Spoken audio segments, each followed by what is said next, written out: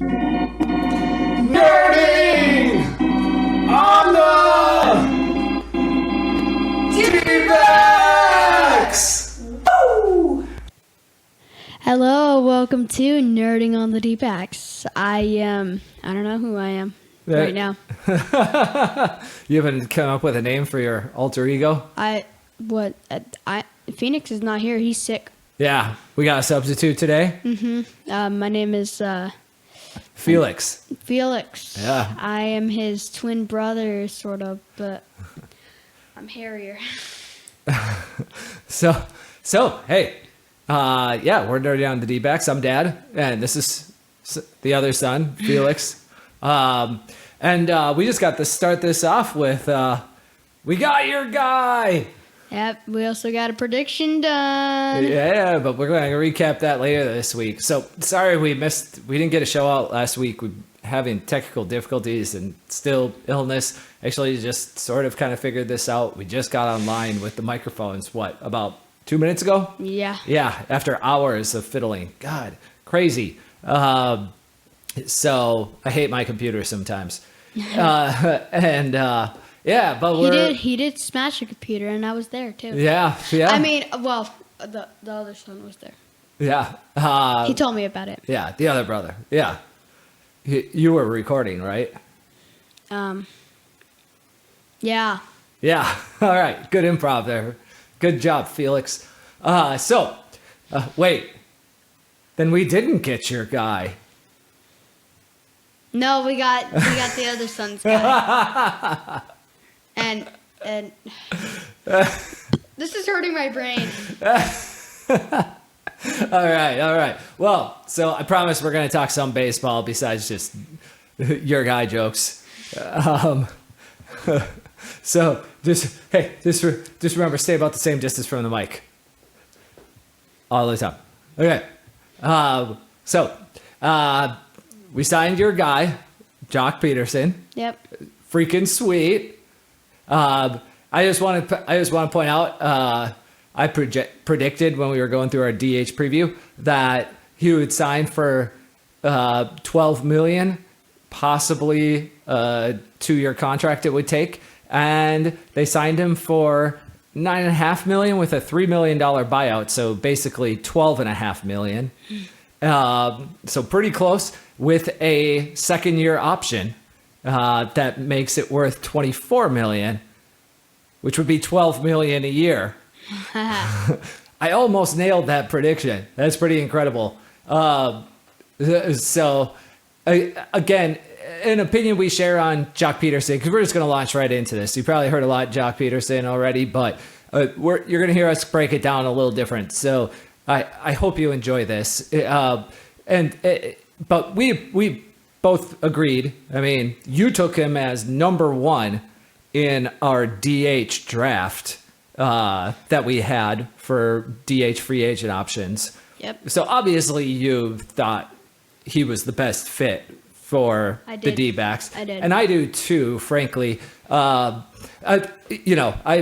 reason I say that is because the D-backs lineup prior to signing Joc Pederson had one glaring weakness in it. And that weakness was versus right-handed pitching, which you face more than 70% of your plate appearances as a team.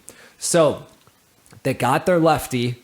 I think probably the best lefty on the free agent market. And, he doesn't have a lot of competition with pretty much just Brandon Belt out there. I think that's it. Yeah. So we got your guy, and I'm pretty happy about this. Actually, super happy about this. I'm not gonna go ahead and disagree that say they had gotten JD Martinez. JD Martinez is a better hitter, and we're actually going to cover this and compare the two a little bit. But for what the D-backs needed, Joc Pederson probably fills their lineup hole a little bit better.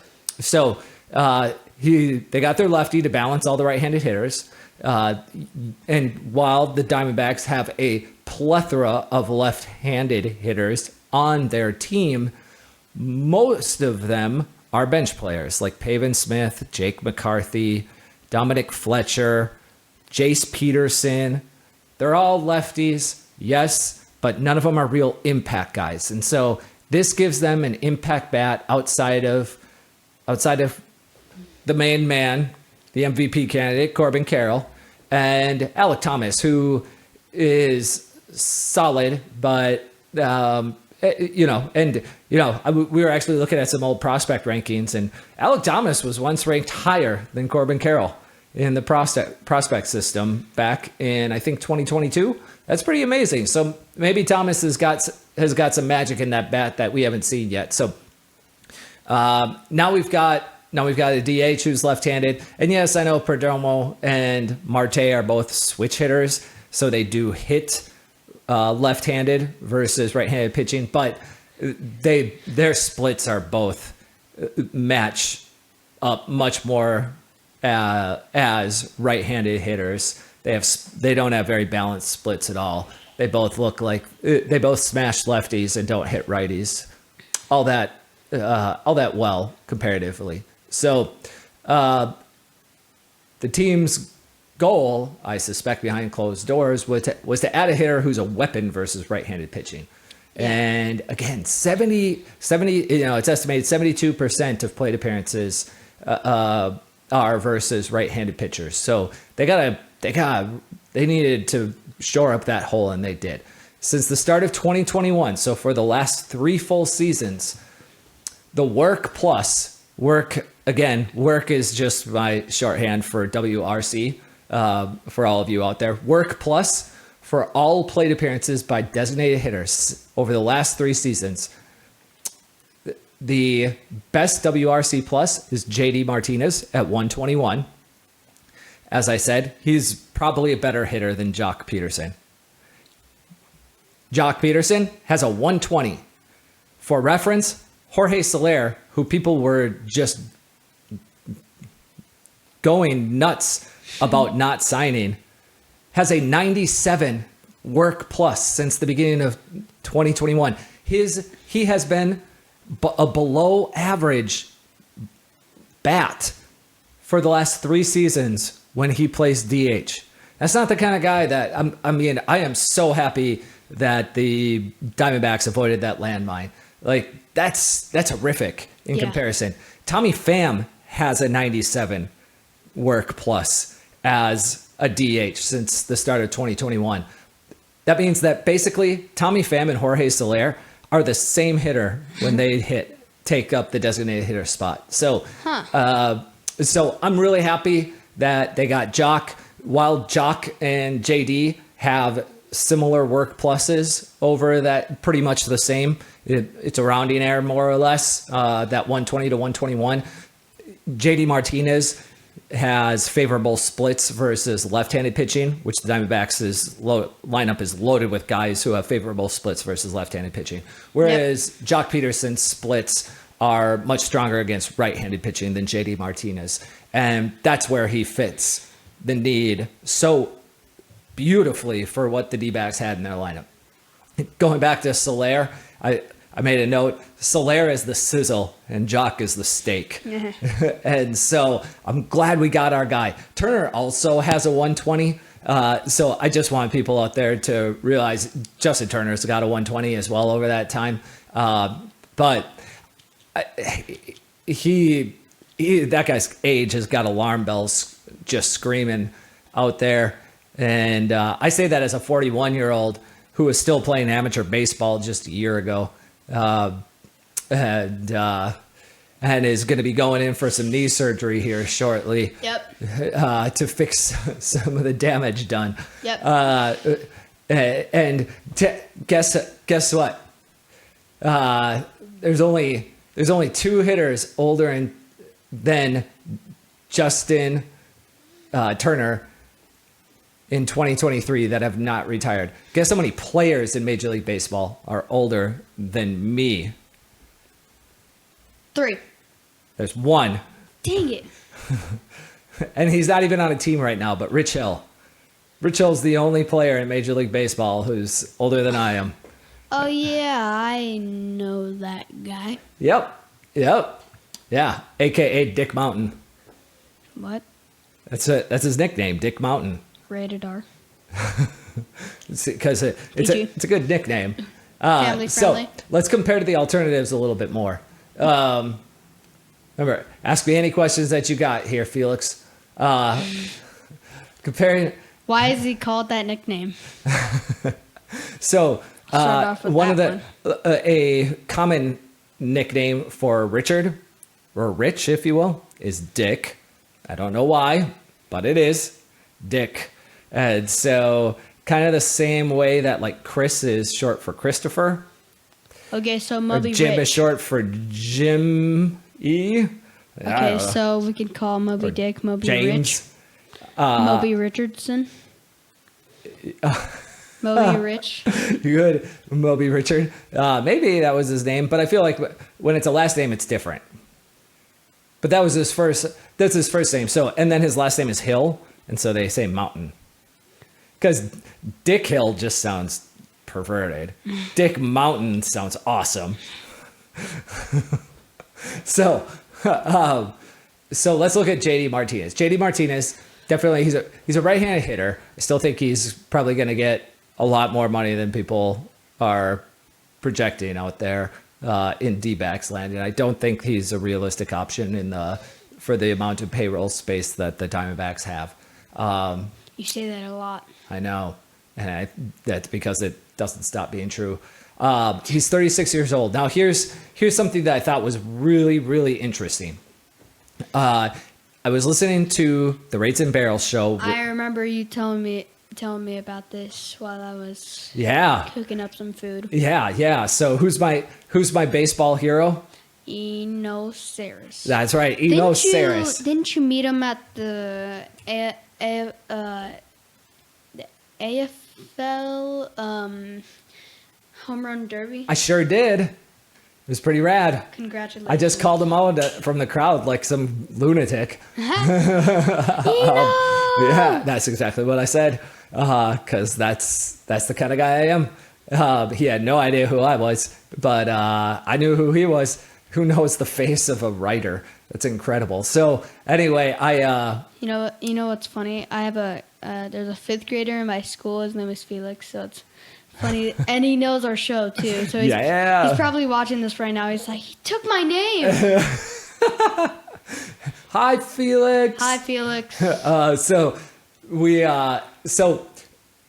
Eno Saris made this comparison on the Rates and Barrels show to comparing 2023 JD Martinez to Joey Votto 2021. And that is Votto's 37-year-old season. Now understand, going into this, Votto was a better hitter at his peak than JD Martinez was. Votto is probably a future Hall of Famer. In my mind, an absolute Hall of Famer. JD Martinez has been really good, but Votto's been insanely good. And so that this would happen a year-ish before in their respective lives and ages is not surprising because Votto came from a higher level. And so what he was saying is that, and this is why I love Eno Saris. This stuff is incredible. Compare that they have a comparable change in metrics in their age 36 and age 37 season. So Martinez's age 36 season, and Votto's age 37 season. And he's talking about 2023 with Martinez, and he was kind of using it as a warning that JD Martinez Joey Votto was selling out for power at the expense of strikeouts in 2021. And he did that because he had a really hard time continuing to get to the ball with the same power. And if you look at JD Martinez's numbers for the previous couple of seasons leading up to 2023, so 2021 and 2022, his power numbers were down a little bit. And then they took a pretty big jump in 2023. So they're selling out for power at the expense of Ks. And what this means is that he is starting his swing earlier and swinging harder so that he can catch up to and get out in front of the pitch to hit it with more power than he used to. because he can no longer hit with the kind of power because he's getting older and he doesn't have the same hand speed as he once did. So he's got to get started earlier. And if you look at, and the reason why he was using this comparison is because if you look at JD Martinez's 2023 and Votto's 2021, the numbers under the hood look extremely similar. A comparable jump in strikeout rate and a comparable jump in power output.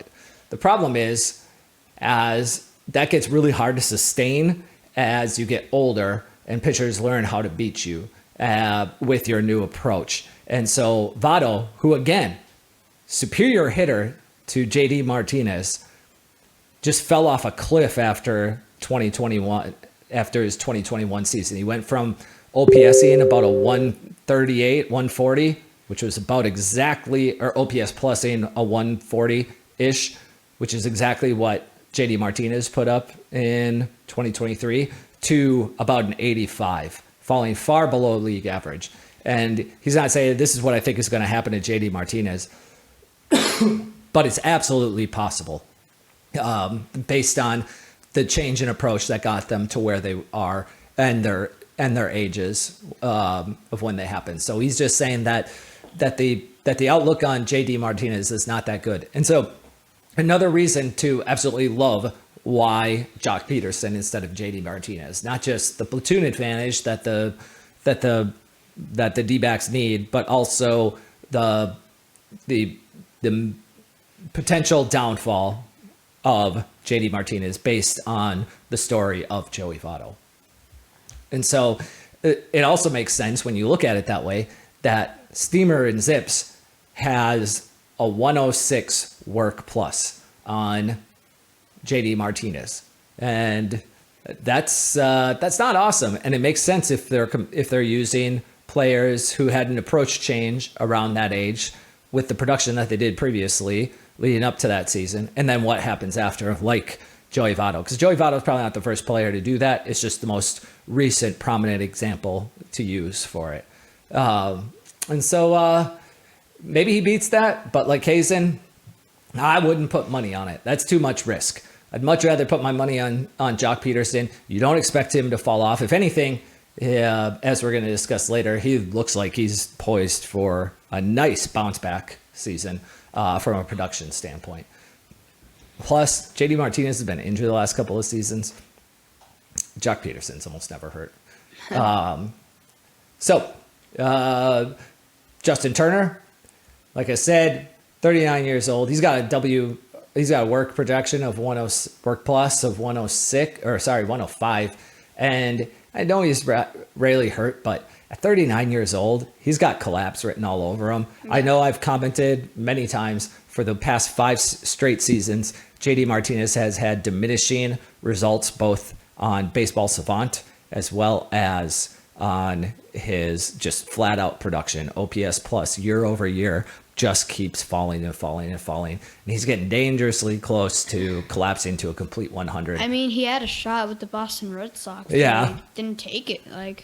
That's right. It is kind of funny. He just signed yesterday with the Toronto Blue Jays, and which good luck to you, Blue Jay land. And he signed for $13 million, which is literally the option that he turned down. But he picked up a vesting option for a second year. So he did come out slightly better than what he had with the Red Sox, but maybe he's just not a Red Sox fan. I mean, he put up good numbers still for the Red Sox, but the thing is that the Red Sox stadium is extremely hitter friendly. It's like one of the 5 most hitter friendly stadiums in baseball, and so there's a lot of players who put up what looks like good numbers in Boston, and then they move on to somewhere else and they don't look as good anymore. So maybe he just doesn't have red socks to put on. No, he's got red facial hair. Maybe that's. Is he called the leprechaun? Yeah, they got rid of Verdugo. They got rid of Turner. They got rid of all their Irish looking dudes and. Okay. And, okay. What's next? The Asian dudes? No, they're hanging on to that guy. He's probably moving to DH though. They're probably going to take him out of the outfield. And then they're gonna remove him, just like they did the Irish dudes. Maybe they trade him away. All right, let's get back on track. All right, so let's talk about Jorge Soler. I already talked about him, but as a designated hitter over the last 3 seasons, has an OPS plus of 97. That's just not good. That is not the kind of guy that you want to give any money to play DH, much less a multi-year contract to. I'm just so happy. I know he's rarely hurt and he can play the field, but he's super streaky, and obviously he doesn't hit that well when he does play DH. And so he's got to be able to play the field to be able to get his numbers. And I don't think that's a good idea. So I'm glad they passed on that one. And I've always said Gary Sanchez comp. Gary Sanchez, since the start of 2021, that same time period, has had an OPS plus that is 6 points less than Jorge Soler. That is shockingly close. And I don't think anyone in baseball would have guessed that Gary Sanchez is so close to being the same level of hitter as Jorge Soler. And what team is Gary Sanchez on? He's not on any of them right now. He's a free agent. He's a catcher. And that's the thing, is he's a catcher who hits almost as well as Jorge Soler, who's a DH. Gary Sanchez is a slightly above average defensive catcher who can hit the ball almost as well as Jorge Soler. So would you rather have... And he's going to get a fraction of the amount of money that Jorge Soler gets. It's kind of ridiculous. If you were the Dbacks manager, would you have Jorge Soler and put him at DH, or would you have Gary Sanchez and remove him from the catcher spot, or put him as a backup catcher, put him as DH? I would much rather, for even money, I would rather have Gary Sanchez and have Gary Sanchez and Gabby Moreno rotate between catcher, or any team have Gary Sanchez and the starting catcher rotate between catcher and designated hitter. Why? Because Gary Sanchez would be less money, or? Because for most teams, he's going to be a solid backup catcher, meaning that you're going to get excellent production. I mean, Gary Sanchez is I would argue, a top 10 catcher in Major League Baseball. If he's your backup catcher, you're in great condition. Very few catchers can hit above league average and play defense above league average. There are some, Will Smith, Sean Murphy, obviously. We hope Gabby Moreno is that. Last year, he was not an above average hitter, but he was an amazing defensive catcher. So there's others. I'm not so sure about the Contreras brothers these days. They're both good hitters. I don't know if they're both good defensive catchers. I haven't looked that closely at them, but JT Realmuto is pretty good. So it's just usually you're trading offense for defense, and that Gary Sanchez can bring you both is well worth keeping both of your catchers fresh and rotating them between DH and catcher, just back and forth, hopefully getting them both 81 starts at catcher and 81 starts at DH. It would be a perfect rotation. And they would make it through the season. It would be the best shot at keeping both of those catchers healthy through the entire season and performing at a high level. So the other option, like we said, Brennan Belt, he is also a left-handed hitter. He's got a 106 projected work plus. That's pretty good. He's rarely hurt. I hadn't heard Eno say this, but based on his 23 numbers, I bet Brandon Belt is in the JD Martinez camp of selling out for power, because holy cow, did he have a huge uptick in his power numbers in Toronto, which is a stadium that not a lot of players see increased power production in. So maybe Brandon Belt has got another season in him. He's the same age as JD Martinez, roughly. If you were giving me the option between Martinez and Belt, it'd be really hard on even money, being that Belt is going to be cheaper. I'd rather have Belt, but I'd rather have Joc Pederson than both. And that's who we're going to talk about next, because that's our guy now here in Dbacks land, hopefully for the next 2 seasons. We had a lot on him, too. Yeah. I know Dad spent all night on this one.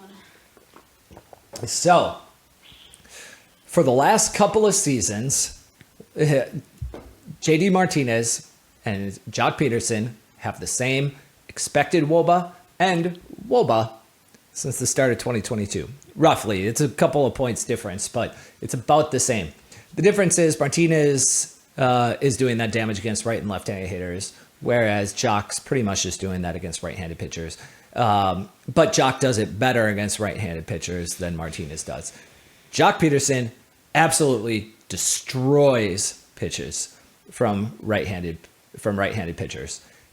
He does struggle against lefties. He may get some at bats, but with all the right-handed with all the right-handed batters or right-handed splits batters that the D-backs have at their disposal, I just don't see him getting a lot of opportunity. It's likely you'd rather have Jordan Lawler or Suarez, probably Suarez, going to DH against lefties with with Perdomo taking over third base for the day, or Kevin Newman perhaps taking over third base for the day, and keeping Suarez in the lineup while giving Perdomo a chance to get into the field. This is after Lawler takes over at shortstop, of course, the future Hall of Famer, and so his production, too many fans. I want to say a lot of fans view Joc Pederson through the lens of what he did for his production in 2023. Too many fans evaluate players based only on their production in the most recent season, and you really need to look deeper than that. Production vacillates from season to season, regardless of performance. Performance is for Joc Pederson has been much more consistent. With 1 year, he vastly overperformed. In 22, he vastly overperformed his performance, or he overproduced his performance. And in 2023, he underproduced his performance. And you even them out, and it looks incredible. And so that's probably what we're getting. That's closer to true talent. On top of that, take a look at their careers, especially the last few seasons. Most analysts agree that using 3-year averages when performance when evaluating, with a weight of 50% on the most recent season, 30% on the season before that, and then 20% on the season before that, is a great way to really get a gauge of what the upcoming season is going to look like. And so single seasons can mean almost nothing. They could have had an injury they were playing with the entire season. They could have personal life issues going on. You never know. One season could be a blip. At the same time, it could be a permanent change. It could be pitchers figured them out and the hitter's never been able to make an adjustment. But looking at Joc, sometimes the adjustment can lead to a permanent change. But usually within one season, it could just be hot or cold if you're looking at just one season. There are season-long slumps that guys go in. It's kind of crazy. And there are season-long hot streaks. I remember Corbin Burns, when he first started his career, his rookie season was outrageously good. He was insane. Looked like the best pitcher in the league. And then his sophomore season, he got absolutely destroyed. He got lit up to the tune of like a 6 ERA. It was crazy. Hopefully that doesn't happen to our Corbin. I agree. But under the hood, his numbers looked exactly the same. His performance looked exactly the same for each of those 2 seasons. Just one season, he got all the right bounces, everything. His production looked insane. The other season, he got all the wrong bounces, and his production looked terrible. And so the real answer was somewhere in between. He wasn't a 128 ERA guy, and he wasn't a 5 68 ERA guy either. He was more like a 3.5 ERA guy. And so, or a 3 ERA guy. And so that's what he ended up being. And that's what I'm kind of trying to make as a point with Joc here. His peripherals, his under the hood numbers from 2022 and 2023 are nearly identical. If anything, his 2023 was actually slightly better than his 2022, despite the production being worse. He looks like the proverbial unlocked another level guy. His entire career, he had, I believe, 6 seasons of Major League Baseball through 2021. His ex-WOBA was about 340. Ooh. His last 2 seasons, it's been an average of 366. He has put up career best hard hit rates each of the last 2 seasons, career best barrel rates, and not just by a little bit. He took a big jump. He had the highest max exit velocity of his career last year. His walk rate jumped about 3.5 percentage points last season. And he joined the elite hitters tier. The elite hitters he was at, I believe, 9 percentile. And walk rate, for those of you who don't know, walk rate and strikeout rate. Those are 2 of the things that actually are, they call them sticky stats. So sticky that usually walk rates and strikeout rates that you see guys have in preseason during spring training are pretty sticky for the entire season. Like what they have for a strikeout rate and a walk rate during spring training, it's probably really close to what they're going to have for the entire season. Why is that? It's just because those are mostly approach. Those are approach metrics, and guys' approaches don't change that much. So the way that they hit the ball might change quite a bit within a small sample. But the way that they approach hitting the ball, which pitches they take for strikes, which pitches they swing at, which pitches they swing and miss at, which pitches they hit, those things stay pretty consistent throughout the entire season, from spring training all the way through the playoffs. So yeah, it's kind of cool. Actually, I learned about this, like so many things, from Eno Saris, and then I did some digging into it, and it's absolutely true, because he uses it to during spring training for fantasy baseball to gauge any approach changes by pitchers or hitters, and he adjusts his draft positions for players based on strikeout and walk rate, because he knows how sticky that is, and it works. And so that's awesome. He is, in addition to all of that, with all of the production that he had, everything that he's done in San Francisco over the last 2 seasons for the Giants, that's literally the worst park in Major League Baseball for left-handed hitters to hit in. It's got the worst park factors. It reduces home runs the most. It reduces doubles the most. Singles, has a ton of strikeouts, low walk rates. And strikeouts and walk rates, excuse me, often have to do with what the batter's eye looks like in the background, and kind of what the sun is like at the stadium for when they play games and things like that, just how easy or hard it is to pick up the ball. Arizona is literally right in the middle of the pack. They're ranked number 16 at a dead 100, which is league average 100. And they still have, actually, along with, I didn't know this, along with the Giants stadium, the Dbacks stadium is tied for hardest stadium in the league for left-handed hitters to hit a home run. I was kind of shocked by that. I didn't know that one. That's kind of crazy. So he's probably not going to hit a lot more home runs, but hopefully he hits a lot more everything else, and just gets on base a whole lot. He's rarely hurt, and of course, pearls, because who doesn't love pearls? Joc Pederson, the god of pearls, loves those pearl necklaces, and I got to imagine you're going to see a lot of pearls being worn around Chase Field this upcoming season with Joc on the squad. I know I'll be doing it, and I plan on getting us all pearls to go to the games. It's freaking sweet. It's so funny. And so the other thing is he's an amazing clubhouse guy by all accounts. And frankly, outward exposure. He was the guy for the 2021 World Series winning Braves team. He was the face of that team.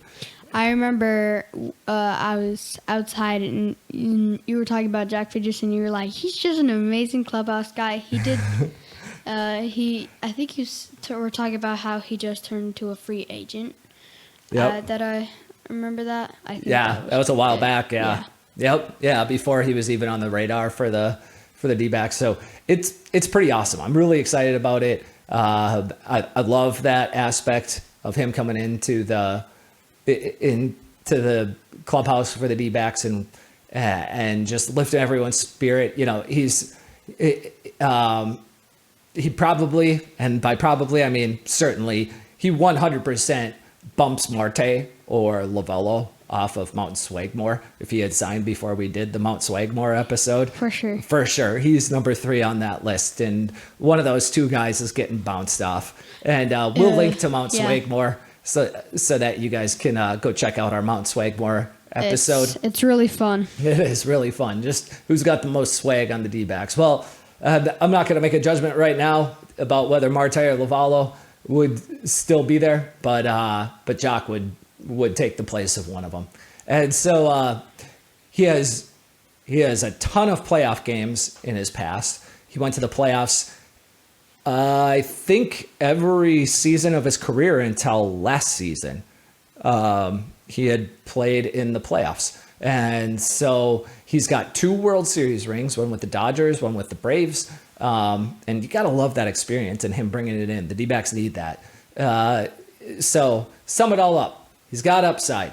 He's 32-ish, sort of youngish, younger than the rest of the DH options out there. He's rarely hurt. He's got championship pedigree. He's got a reputation as an amazing clubhouse guy. He really seemed to find something permanent and sticky that brought him to the next level over the last couple of seasons. He's hitting the ball harder than ever. He's getting the barrel on the ball more than ever. He's walking more than ever. He's moving from the worst park in Major League Baseball for left-handers, according to StatCast, to one that plays exactly average. He smashes right-handed pitching with a capital smash. and it's all for a team that has a glaring weakness in the middle of the lineup versus right-handed pitching, the kind of pitcher they'll face in about 75% of their plate appearances. Because, yes, I'm upping it from 72%, because in the West versus the Dodgers and the Giants and who am I forgetting? And the Padres, they pretty much have no left-handed pitching in any of those teams. They have some, but very little. It's kind of crazy. So they're barely ever going to have to face left-handed pitching versus those teams, the teams that the games matter most against. So I'm so stoked on this signing. Are you? Yeah, because I was explaining on the next show we do, but I got a prediction. Yeah, you won a prediction. You already crossed one off with a single. That's awesome. So what's next for the D-backs? Their payroll. It's sitting at about $142 million right now. If my prediction is correct that they're going to stay under 147, they've got $4, maybe $5 million left to spend. To me, that I would love to see them spend that kind of money still on trading for a backup catcher or someone. I know this sounds crazy because I bring this up all the time, but the Minnesota Twins just added Anthony DeSclafani on a trade that he now only has $4 million left on his contract this season. Why do all these MLB players have so weird names? They call him Tony Disco because no one can pronounce it. Tony Disco. So Tony Disco, he's got a 1-year, $4 million contract. He's a starting pitcher, and he would fit in beautifully as the 5th starter on this team. Don't want to do that? Go trade Miguel Castro and bring in bring in Christian Vasquez from the Twins. Straight up trade. Miguel Castro or Christian Vasquez. It would be a $5 million hit this year for the D-backs on their roster. You got a solid backup catcher, so you don't have to rely on Tucker Barnhart. Sorry, Tucker. And I'm sure you're a sweet man, but yeah, and I hope you get some plate appearances this year for the D-backs. I just don't want you to be the very first option off the bench if there's an option to upgrade. So I think I'd probably rather have the starting pitcher, but I would take either. Or if there's something else out there, they could certainly use a right-handed outfielder still, preferably someone who can play the corners. I know the Giants, I know it's kind of crazy. You don't see trades interdivision very often, but the Giants have Austin Slater. He'd be a great fit for this team as a right-handed bat to play in the outfield. Tyrone Taylor out in New York for the Mets. He's a right-handed hitting center fielder. He just got traded. He's actually probably a better center fielder than Jamie Carroll. So he and Alec Thomas could be in a straight up platoon situation out in center field if they wanted to. And Tyrone Taylor got traded for earlier this season. The Mets traded for Tyrone Taylor, just like the Mariners traded for Anthony DeSclafani earlier this season. He wasn't even on the roster for a month, and they traded him away from their team. And so Taylor got traded to the Mets to play center field, and then the Mets signed another right-handed hitting center fielder in free agency, who's better than him. Frankly, he's a better center fielder, and so the Mets might be looking to trade for a piece that they could use if they or someone younger, frankly. Yeah. For D-backs could use some of their pitching depth and add Tyrone Taylor. So that's kind of what I'm looking at, and I hope that one more move is made, not for just minor league or waiver wire pickups, but for someone on a major league roster, a right-handed hitting catcher, a right-handed hitting outfielder, or a starting pitcher. I don't really have a preference. I think the outfielder would probably. I mean, I don't know. They're all good. If you can just get Kurt Casuli on a minor league contract to play catcher, and then go trade a piece to get Tony Disco from the Twins, and then trade a piece to get Tyrone Taylor from the Mets, I think you would have or Austin Slater. Austin Slater would probably be even better. I just don't know. I feel like a low wattage trade like that intra division would be worthwhile. So yeah, that's kind of where I stand. And I don't know. I am really pleased. Their payroll being already at $142 million. It's $18 million more than it was in 2023. That's super impressive to see from Kendrick. They had the third lowest attendance in Major League Baseball. They have no TV deal. Hats off to him. I wish, as fans, it's so appreciated. This is what you want when you're a fan. You want an owner who goes and takes a team to the next level, despite the financial consequences that they might be facing for that decision. They see an opportunity. They got a team that's ready to pounce, and they're making it happen. The league needs more owners like Kendrick, and so I really appreciate that as a fan, coming from fandom of another team who has never taken that approach and isn't taking that approach this offseason either. They're slashing payroll this offseason by about $30 million. And so seeing my new hometown team doing this kind of thing makes me love being a D-backs fan. So that's awesome. Again, the league needs more owners like him. I hope to see it. And anything else you want to add there, Felix? No, not really. Oh, hey, Phoenix. Yeah, hold on. Yeah, we're doing a D-back show right now. Yep. You want to take over? Okay. Oh, what's up, guys? I just got back from Video games. Yeah. Good to see you, Dad. You missed a whole episode. Wait, really? Yeah. No, I thought we were starting now. I thought Very well. We started then. We're done now. I thought we were doing later. No. I said no. This was finish time, not start time. Wait. We got our wires crossed again. Wait, did Felix do this? Felix! Nerding on the Dbacks. Woo! Are we testing this? No, go ahead. Can we start over?